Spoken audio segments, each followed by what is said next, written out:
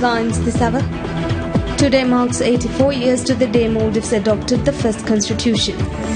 Election Commission decides to withdraw its appeal case submitted to High Court, requesting to overturn Civil Court's verdict to postpone the local council elections by 2 months. And Taliban claims responsibility for a suicide attack on the house of an Afghan member of parliament.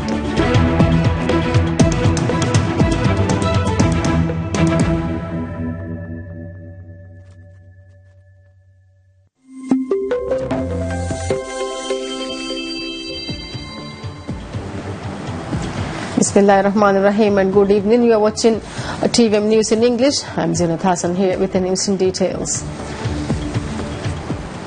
Today marks the 84th year of the day Maldives adopted the first constitution. Under the reign of Sultan Muhammad Shamsuddin III, Maldives adopted the first constitution on the 22nd of December 1932. Maldives was the first country in the region to adopt a constitution. Since 1932, Maldives adopted 9 different constitutions. The first constitution ensured that the Maldives had several rights guaranteed. According to the first constitution, individual rights to life, liberty and property were protected by law. The Constitution of 1932 also gave the Maldivians freedom of conscience and freedom of expression.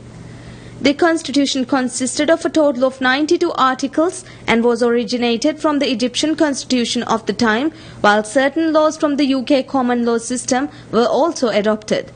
With the adoption of the constitution, Maldivians were made to follow several laws and regulations that were previously not redesigned. Hence, to a community that had long followed customs and traditions rather than laws and regulations, it created public outrage. 2 years later, due to intense public outrage, the first constitution was abolished. However, a second constitution was drafted in 1943. Elections Commission decides to withdraw its appeals case submitted to High Court, requesting to overturn Civil Court's verdict to postpone the local council elections by 2 months.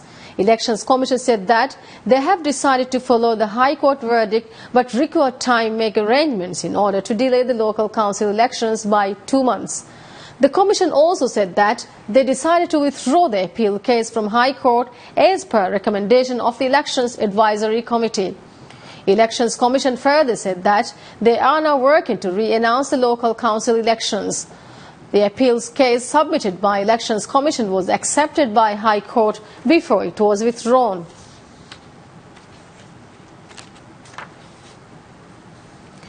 Film Ludifa sweeps numerous allocates at the 7 National Film Awards held last night at Tarubaruge. The National Film Awards were held last night after a 3-year break.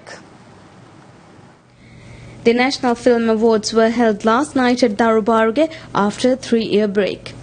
The awards were open for productions made during 2011 to 2013. 11 films contended for different categories, while actors, directors, editors, cinematographers, choreographers, makeup artists and others contended in 21 different categories. The event was attended by ministers, state dignitaries, parliamentarians and numerous stars of the industry.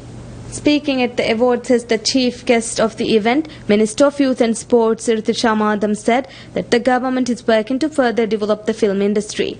Noting that the local film industry has immense potential for growth, Minister said that 80% of those working in the industry are youth. At last night's ceremony, film Ludifa won numerous categories, including the top award for the best film. The film also won Best Director award for its director, Mumin Fuad, Best Actor Male category for Ibrahim Rashid Kopi Isse, and Best Actor Female for film's main actress Mariam Afifa. The film further took Best Supporting Actor Female, Best Supporting Actor Male, Best Screenplay, Best Art Director, Best Costume Designer, and Best Song. Meanwhile, film Saza won Best Editing, Best Cinematography, and Best Background Music. Film Fatih Sandur Fashion won the Best Makeup Award, Best Visual Effects and Best Sound Mixing. Furthermore, longtime director Amjad Ibrahim won the Lifetime Achievement Award at the 7th National Film Awards. Other awards conferred during the night included Best Lyrics, which was won by Muhammad Abdul Qani Therawa for his song Thiyamona Lohutegeve. Shifa Tawfiq won Best Female Vocal Artist and Mohammad Abdul Ghani won Best Male Vocal Artist. National Disaster Management Center and Maldivian Red Crescent signed a joint cooperation agreement on working together during disasters. The agreement was signed at a ceremony held at Environment Ministry by NDMC's acting head, State Defence Minister Fatma Tasneem and Secretary General of MRC Aishat Nora. Speaking at the event, MRC Secretary General Aishat Nora said that the agreement will open more avenues for both organizations to work together during disasters and emergency situations. Speaking at the ceremony, NDMC's head Fatma Tasneem said that the center had worked with MRC on various occasions during the past 2 years. She said thus it is important to verify ways in which both authorities can work together in the future. The one-year agreement will pave out the way for NDMC and MRC to cooperate with each other during disasters in order to provide better services for those in need.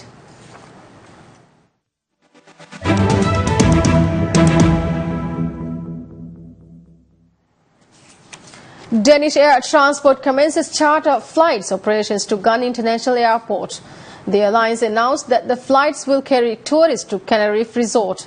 Danish Air said that the charter flight operations will be concluded on the 18th of April 2017. During this time period, the airlines will make a total of 18 trips to Gun International Airport and will use A320 aeroplanes in the operations.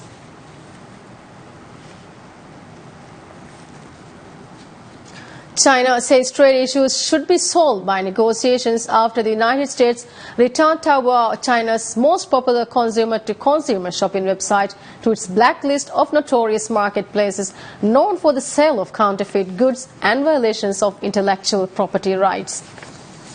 The move by the U.S. Trade Representative's Office against the online bazaar run by Alibaba Group Co. Holding Limited followed complaints from U.S. and international trade groups for apparel and luxury goods that Taobao was not doing enough to police sales of fakes and pirated products.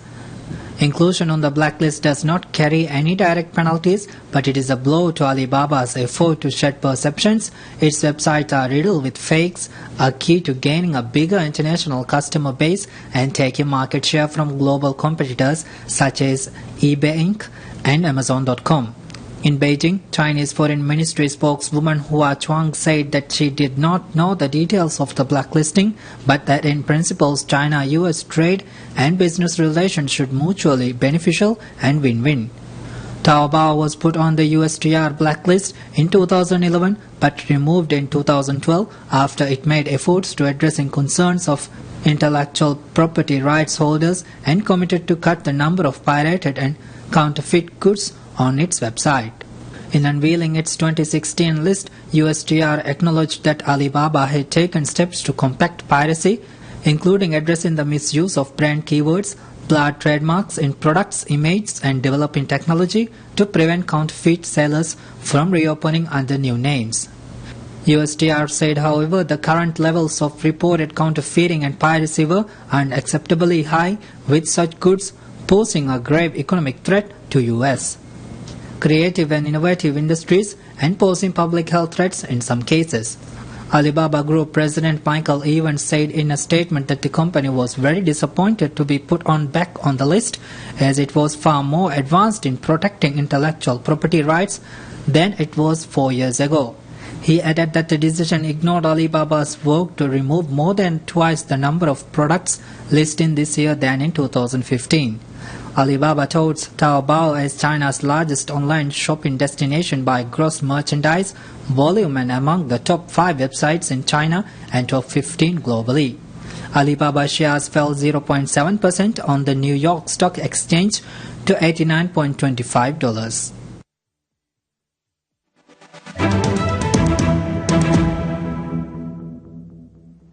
And now we look into the latest news updates from international arena. The Taliban claims responsibility for a suicide attack on the house of an Afghan member of parliament. Afghan officials said the attackers killed at least 5 people and wounded a number of others.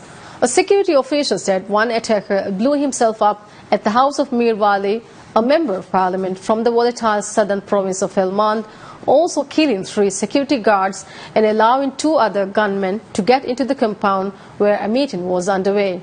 Mir Wali was wounded by shattered glass, and other guests were also hurt in the attack, in which at least 2 civilians were killed.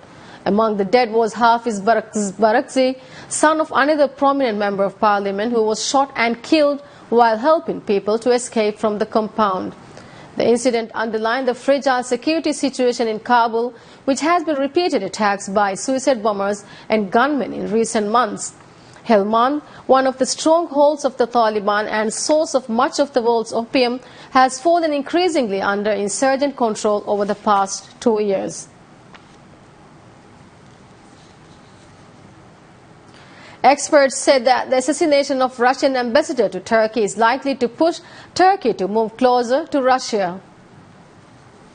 In exclusive interviews with China's central television CCTV, experts in Istanbul said the assassination of Russian ambassador to Turkey is very likely to be a chip of Russia to force Turkey to make more concessions in its foreign policy. Turkish political analyst Ahmet Kayhan warned that another tragedy might be on the horizon in and around the Idlib area. What is more, as the evacuation of Aleppo is being completed, one way or the other, I should say, another tragedy might be on the horizon in and around Idlib area. And there, Turkey could have perhaps acted otherwise if the assassination had not been carried out. Experts also said, as the neighbor of Syria, Turkey might suffer more direct threats than Russia and Iran, which supports the Assad administration. A professor on international relations in Turkey, Faith Özbey, said the assassination is very likely to be related to some powers in Syria, who is surely to respond as Turkey is moving closer to Russia and Iran on the issue of Syria. He also predicted that Russia will be more dominant in its diplomacy and will ask Turkey to make more concessions to move closer to Russia. Russian ambassador Andrei Karlov was shot dead by a member of Ankara's riot police squad when he prepared to address an art exhibition ceremony in the Turkish capital of Ankara on Monday. Top leaders of Russia and Turkey had a conversation via telephone immediately after the incident. Turkish President Recep Tayyip Erdogan strongly condemned the assassination, describing it as a provocation aimed at ruining Turkey-Russia ties. Turkish Foreign Minister said the assassination was planned to undermine the operation of Turkey in Russia and Syria after Tuesday's meeting of foreign ministers of Russia, Iran, Turkey in Moscow. Meanwhile, a spate of attacks happening in Turkey in less than 1 month have seriously worried local residents.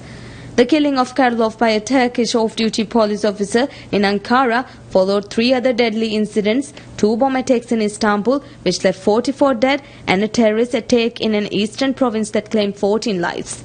These attacks have put local residents at high risk and caused grave concern. According to statistics from local media, the unrest has lost the tourism industry 30 to 40% of its profit year on year. According to data from the National Statistics Bureau, the third quarter of this year saw a decrease in gross domestic product, down from the first time in 7 years. Poor economic growth has also made residents skeptical to whether the government can fulfill its duty.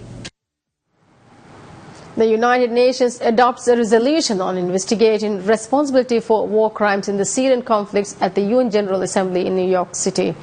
The resolution on establishing an investigate mechanism was adopted in the 193-nation assembly by a vote of 105 to 15 with 52 abstentions. Syria and Russia expressed strong opposition to the draft resolution, and China and Russia cast opposing votes.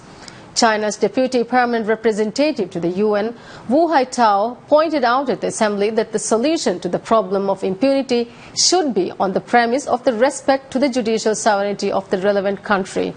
Wu said the UN should also coordinate with the overall situation to solve the problem politically.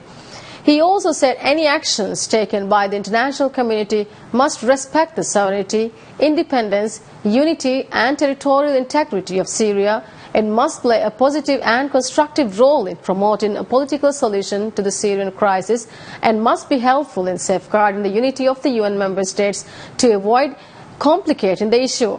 Syria's permanent representative to the United Nations said that the resolution violated the purpose and principle of the UN Charter. The Russian representative said that the UN General Assembly has no right to establish a prosecution mechanism. Vice President of India's opposition Congress party Rahul Gandhi alleged that two corporate houses paid unaccounted money to Prime Minister Narendra Modi in the run-up to 2014 Parliament polls. Modi's party rubbished the charge. Addressing a public rally in Modi's home state, Gujarat, the Gandhi Sion claimed that the income tax sleuths had recovered documents during a raid from Sahara premises that pointed that the company gave $5.89 million to Modi when he was Chief Minister of Gujarat. Gandhi said in Mehsana town that Sahara honchos had jotted down in their diaries that they had paid money to Narendra Modi 9 times in 6 months. Again, kidding income tax departs documents, Gandhi said that the Birla Group also paid rupees $3.68 million to Modi. Gandhi wondered why the income tax department had not proceeded against Modi. He also sought a credible and independent probe into his allegations. India's ruling Bharatiya Janata Party BJP meanwhile rejected the charge and said that it was an attempt to divert attention from the multi-million helicopter scheme in which the names of Congress leaders and the Gandhi's family had come up. In February 2010, the then ruling Congress-led United Progressive Alliance UPA government awarded a tender to Italian industry group Finmeccania's Augustava Westland to purchase 12 choppers for VVIP use. The deal was suspended 3 years later after the arrest of chairman of Finmeccania and chief executive officer of Augustava Westland on charges of bribing Indian Air Force IAF officials to secure the deal. India finally cancelled the $770 million deal in 2014 for what was termed as breach of integrity. Taking money from corporate houses is not a crime for political parties in India, but any amount above rupees 20,000 should be through banking system. Indian elections are largely fought on unaccounted money, which are donated by the big business houses to the political parties. Australian police rules out political or religious motivation for an explosion that damaged the headquarters of a conservative Christian lobby group in Canberra. Australian police said on Thursday an explosion caused when a van drove into the headquarters of a conservative Christian lobby group in the national capital Canberra was not politically or religiously motivated. The 35-year-old Australian driver of the van, which was carrying gas-filled cylinders, walked into a nearby hospital, suffering severe burns, and was in a critical condition, Australian Capital Territory Police Commander Mark Walter said. The driver of the truck ignited gas-filled canisters before smashing into the building that acts as the headquarters for the Australian Christian lobby ACL, which has been an outspoken critic of abortion, same-sex marriage and safe schools. ACL Managing Director Lyle Shelton was shocked by the damage, describing the scene as one of the absolute devastation. Shelton posted a photograph on Twitter showing the burnout van in front of the group's headquarters. He said no staff were injured. Dense fog affects thousands of travellers in northern India, resulting in delays and cancellation of flights and trains. Over 30 trains were delayed at New Delhi railway station in the national capital as the Indian Railways struggled to run them on time amid the fog. International and domestic flights were also affected due to the thick fog which has been developed in the city since the start of this month. The country's northernmost province of Jammu and Kashmir province was hit by a severe cold wave as people wrapped themselves in woolen and sat around bonfire. The situation was so dire that people were seen burning cardboards to melt water frozen in pipelines. Japan pays its annual contribution for UNESCO after withholding the funds over the UN Heritage Body's decision to include documents in the 1937 Nanjing massacre. Japan has paid its annual contribution for UNESCO after withholding the funds over the UN Heritage Body's decision to include document on the 1937 Nanjing massacre, its foreign minister said on Thursday, citing UNESCO reforms as the reason for the change of heart. Japanese Foreign Minister Fumio Kishida told journalists during a doorstep interview at the Prime Minister's official residence in Tokyo that the executive board agreed and welcomed in April to set up a review group under the IAC. He said experts have reviewed its policies and the fact that policies continue to be reviewed is something we see as a big progress. He added that they decided to pay this year's funding of $37 million and have already made the payments. The bitter legacy of Japan's military aggression before and during World War II still haunts its ties between Japan and China more than 70 years after the end of the conflict.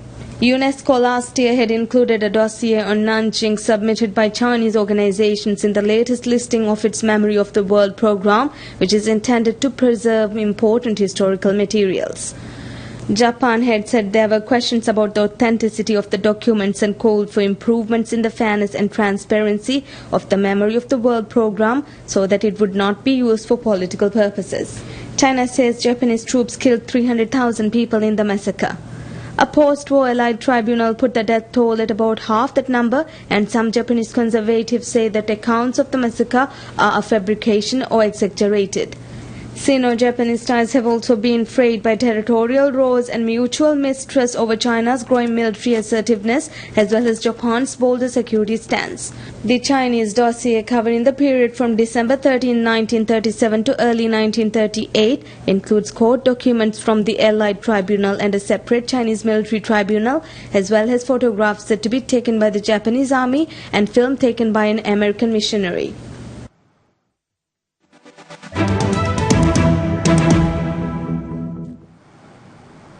Title holders Bayern Munich sweeps aside challenges RB Leipzig 3-0, scoring all their goals in the first half in a one-sided top-of-the-table Bundesliga clash. All German clubs playing on Wednesday paid tribute before their matches to the victims of the Berlin truck attack. Leipzig played for an hour with 10 men after Emil Forsberg was given a straight red card in the 30th minute, but they were already 2 goals behind by then. Thiago Alcantara and Xabi Alonso got Bayern off to a flying start with 2 goals in a 7-minute spell midway through the first half, and Robert Lewandowski added a third from a penalty on the stroke of half-time.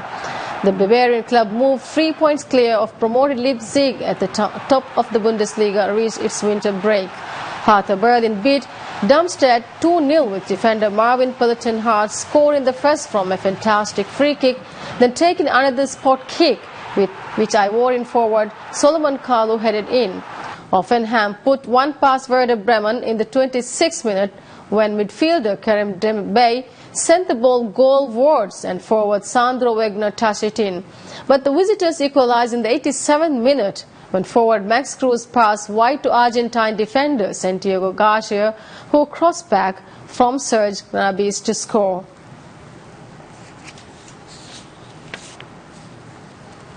The surgeon who operated on 2-time Wimbledon tennis champion Petra Kvitova says that she is facing around 6 months out of the sport while her plain hand, wounded in a knife attack, recovers its strength.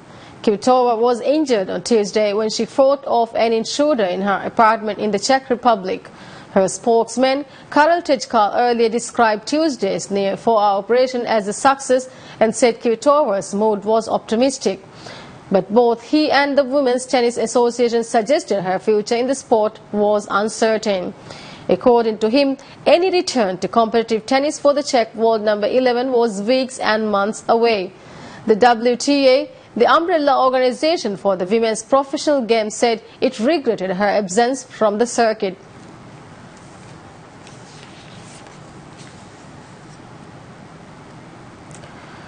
Rogue One, a Star Wars story, expects to hold top spot at holiday box office.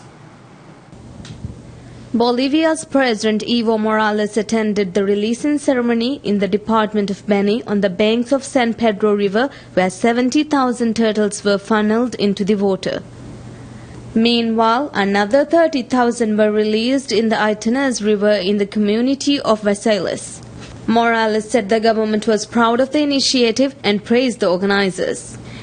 The goal is to repopulate rivers with the small turtles, which can measure up to 1 meter, weigh up to 70 kilos, and live for up to 100.